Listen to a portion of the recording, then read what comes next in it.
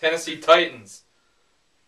This is a great, great selection. Tennessee, they need help right now. Losing Vince Young.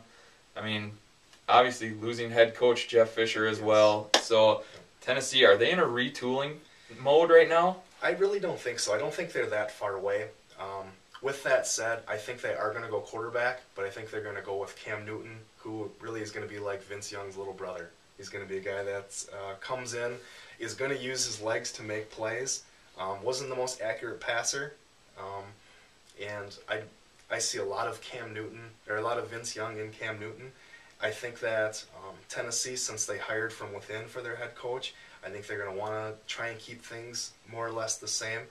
You're still going to see a lot of handoffs to Chris Johnson, a lot of swing routes out of the backfield to Chris Johnson. So I think the Tennessee Titans are definitely going to go offense this year since they went defense last year, and I think Cam Newton's going to be their guy. Now, everyone is all about the Vince Young, Cam Newton comparisons. I don't know if it's skin color, athleticism, what it is. Vince Young was a winner in college. Cam Newton had his 1 year to shine. He was a winner in college. Played, obviously, in the toughest division conference in college football. Cam Newton, I don't know. I'm at a loss of words for Cam Newton. I think that he could be a phenomenal quarterback. I know he's got that upright stance. I know that he runs straight up, and injuries are going to be a problem, all this stuff. But I think Cam Newton, if teams allow him to play like Cam Newton, Tennessee tried to put the shackles on Vince Young, put him in the pocket, be a pocket passer, Vince. If teams allow Cam Newton to get out there and make plays, especially in his first couple years, I think he could be a great investment. I have the Tennessee Titans going Nick Fairley, another Auburn player. Fairley, high on your big board, number one on your big board, very high on my big board. We've talked about him numerous times already in this show, just his attitude, his athleticism. Albert Haynesworth left a huge gaping hole in Tennessee, and Fairley fills that quickly. He's going to hop in there, be a starter right away, and I think he's going to contend for Defensive Player of the Year. I agree with you there. Just to revisit the Cam Newton thing, I just want to throw out there that my comparison with Cam Newton really comes down to the legs and his ability to make play with the legs.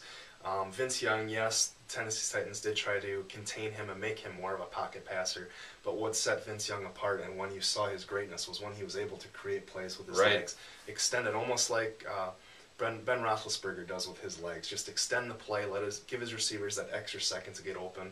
I think that's what Vince Young brought to the table, and I think that's what Cam Newton can bring to the table. Another thing with Cam Newton is I think he's really raw right now. Very. Any other offensive system, any other sophisticated NFL system, I think he's going to end up sitting the bench for the first year. It's going to be a lot of what Michael Vick went through when he came into the draft, just holding a clipboard, watching the speed of the game, and really just being ready for that step when he takes it. And I think Cam Newton, if he comes into the Tennessee environment, I think they're going to be ready to throw him right in the mix. And he's got the weapons on offense just with Chris Johnson. Chris Johnson's a running, catching threat. So yes. What's your opinion on starting a rookie quarterback right away? You like it? Are you against it? I like it in the right situation. I think that last year with the St. Louis Rams, I think that they were desperate for a quarterback to come in and play. And they did, and they went out and they got that. But I think it really comes down, if you have a veteran, I'll bring up the Matt Leinart, although that didn't really work out. But they had Kurt Warner already on the lineup. And it's always good when you have a veteran that on your team that you can bring in a rookie to watch them and really evolve their game and see how a veteran does things. And sometimes it works vice versa. You brought up Matt Leinart. They drafted him ready to start him, and it didn't work out. And they had a phenomenal security blanket, obviously, with Kurt Warner. Yeah. So, Tennessee, if Cam Newton falls to them, I think it's a great pick. I think he's going to get a lot of heat from fans. They're going to jump on him right away. Vince Young, Vince Young, Vince Young. So he's going to have to make some believers out of people in Tennessee. So we'll see. Fairley, Newton, see who falls to him. Tennessee, done. Cowboys. Oh, those Dallas Cowboys. such high expectations last year. Everyone pushed them Super Bowl. Oh, Dallas, you're going to win it all. Yeah, not so much. A rough year. Lose their starting quarterback due to injury. It was just a mess. What do you have Dallas doing? I really have Dallas focusing on one thing in the draft, and that is improving their offensive line. They have two quality running backs in Marion Barber and Felix Jones, and last year they sputtered, and there really is no excuse for that, and it really had to be lumped into the offensive line. They also, like you said, lost Tony Romo, pass protection. Okay, you got to protect your quarterback in order to keep him in their lineup. And if you can recall, Week 1, the Cowboys lost a big game to a divisional rival, Washington Redskins, on a pretty lousy holding penalty. Yes, sir. On the last play of the game. With that, I think they're going to go with Tyron Smith out of USC. I think he's just the best offensive tackle in the draft. Being in the number 9 spot, I don't think that Dallas is reaching for him. Above the 9 spot, I don't think any other teams really are going to reach for an offensive tackle. Right. This really, in my opinion, is the lock of the first round. I think that Dallas is going with Smith. Now, Smith, kind of an undersized tackle. Can play guard, can play tackle. I like his versatility. I like your selection. Jerry Jones, though, has not taken a lineman number 1 in his first round ever in the history of Jerry Jones. Jerry Jones likes the flashy players. He likes getting the quarterbacks, the receivers, the running back, the featured guys out there. He likes getting them early, and I think that's to please the fans. But this year could be very different because that is such a need for Dallas. Tyron Smith, very good selection. I have Dallas going defensive end, J.J. Watt out of Wisconsin. Watt, his stock continues to rise. Had a phenomenal year at Wisconsin. He's got that motor that never stops, Jared Allen type. Going to get comparisons like that forever, which is, you know what, that's not a bad guy to be compared to. Dallas needs that guy coming off the end. They need guys stopping the run. I think J.J. Watt fills a lot of needs for him. Yeah, I agree. That's not a bad pick at all. Like I said before, I think defensive end really is a deep position in this draft when you're looking outside of the top 5, but in the first round yet. As far as the big flashy picks that you mentioned from Dallas, yes, we all know that. Jerry Jones loves that. However, the Dallas roster right now has so many, big names or guys with potential that haven't really stepped up yet, but have the hype too. So, agreed. Dallas done. Washington. Here we go. The Redskins, the most unpredictable team that you could possibly mock draft for. Where do you have them going? Yeah, this is a very tough pick for me. But I'm going to have them taking Julio Jones in the first round. They have a lot of holes, so really they can go any direction. They can go quarterback. They can go D-line, like you mentioned before with Albert Hainsworth, in Tennessee. Right. He really hasn't worked out to the same effect that he did in Tennessee, but I think that they're going to go wide receiver, really to just give another weapon to if they bring Donovan McNabb back, or if they bring in another guy. We don't really know. Right. With Newton and Gabbert probably not lasting to the 10th pick, I think that it's really the wide receiver has to be the way to go. The best wide receiver on their roster right now is the undersized Santana Moss. Yes. The guy's electrifying when he gets the ball in his hands, but running deep routes really isn't his forte. Bringing in Jones, who is a bigger guy, stretch the field, open things underneath for Moss. Julio Jones is a freak. We talked about A.J. Green and how good he was. Julio Jones is right there. Better blocker. He's got the size, he's got the strength, and he's got his one problem, and he's got the speed, but his one weakness was his hands. Dropped a lot of balls that he should have caught. He fixes that. He's going to be a premier receiver in the league. Now, who's going to throw him the ball is another story. Is it Rex Grossman? Is he going to be the man in Washington? You're never really sure with Shanahan at the helm.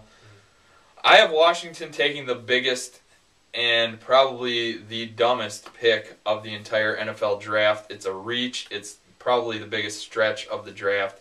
Jake Locker, quarterback.